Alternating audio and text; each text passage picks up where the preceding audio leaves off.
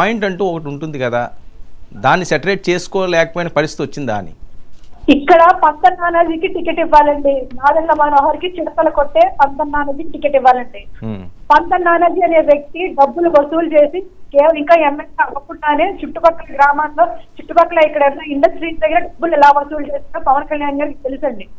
అందుకే డిసెంబర్ లో వచ్చినప్పుడు ఆయన లిస్ట్ అడిగారు, ఎక్కడెక్కడ వసూలు చేసిందో మీరు లిస్ట్ ఇవ్వండి, వాళ్ళందరికీ నేను థ్యాంక్స్ చెప్తారని ఎటకారాలు చేశారండి. అటువంటి వ్యక్తికి టికెట్ ఇచ్చారంటే కేవలం నాదెండ్ల మనోహర్ కారణం అండి. ఇక్కడ నాదెండ్ల మనోహర్ కి నేను అడ్డండి.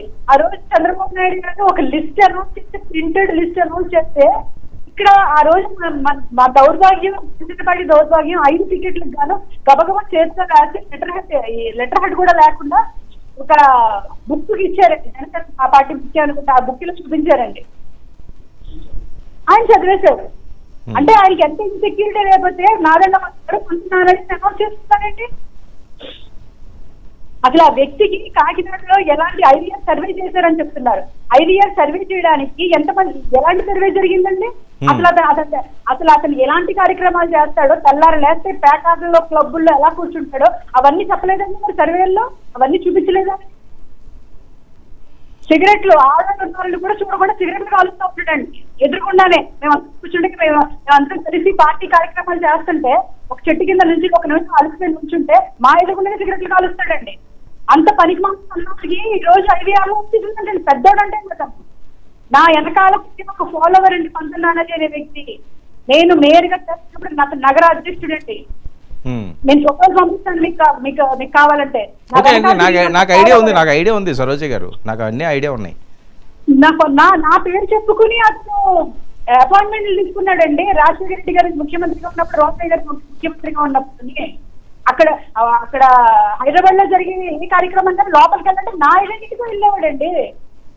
ప్లేనరీలో వాటికి నా ఐడెంటిటీతో వెళ్ళేవాడండి. ఈ రోజు మాటలు మాట్లాడి ఇప్పుడు పెద్దలు కొంచెం చూపించుకుంటూ అతను చేసిన ఏదో పనికి ఆపరేషన్ కూడా అయింది కదండి మొన్న.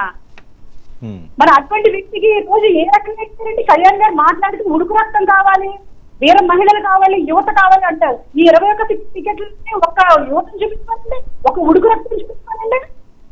అంటే జనసేన పార్టీలోకి వచ్చేస్తే ఎవరైనా సరే మంచి వ్యక్తులు అయిపోతారండి. వైసీపీలో ఉన్న వాళ్ళు అందరినీ కూడా గోండాలు, రౌడీలు అని వచ్చి మాట్లాడతారు. వాళ్ళందరూ రిజైన్ చేసి ఈ పార్టీలోకి వస్తే పునీతులు అయిపోయారా? వాళ్ళు టికెట్లు ఎలా ఇచ్చారండి?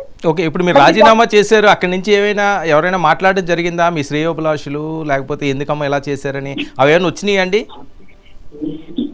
లేదండి, నాతో ఎవ్వరూ మాట్లాడలేదండి. ఈవెన్ పంతన్ నానాజీ అతను టికెట్ వచ్చిన తర్వాత 4 రోజులు పైన అయిందండి అతను టికెట్ వచ్చి. ఒక్కసారి ఫోన్ చేసి అమ్మ మనం కలిసి చేసుకుందాం అని మాట మాట్లాడేయడం వాడదండి.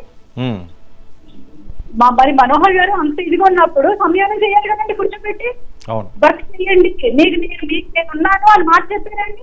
పవన్ కళ్యాణ్ గారు చెప్పలేదండి కరెక్ట్ నేను బాధపడుతున్నాను. మనోహర్ గారు అన్నా తీసుకున్నారండి. సో ఇంక మీరు భరించలేకపోయారు అంతేనా? అంతేనండి ఇంకా భరించలేకపోయాను. నేను పార్టీ ఆఫీస్కి వెళ్ళానండి మొన్న 2 రోజులు. పార్టీ ఆఫీస్కి వెళ్తే పవన్ కళ్యాణ్ గారు ఎదురుకుండా కూర్చున్నా కూడా ఆయన నా మొహం చూడలేదండి. అక్కడి నుంచి లేచి వెళ్ళిపోయారు. అంటే కావాలని మీ మీద కావాలని చెప్పి బ్యాడ్ గా ఏమన్నా క్రియేట్ చేశారంటారా? ఇంతలాగా పవన్ కళ్యాణ్ గారు కూడా మీ వైపు చూడకుండా అంతా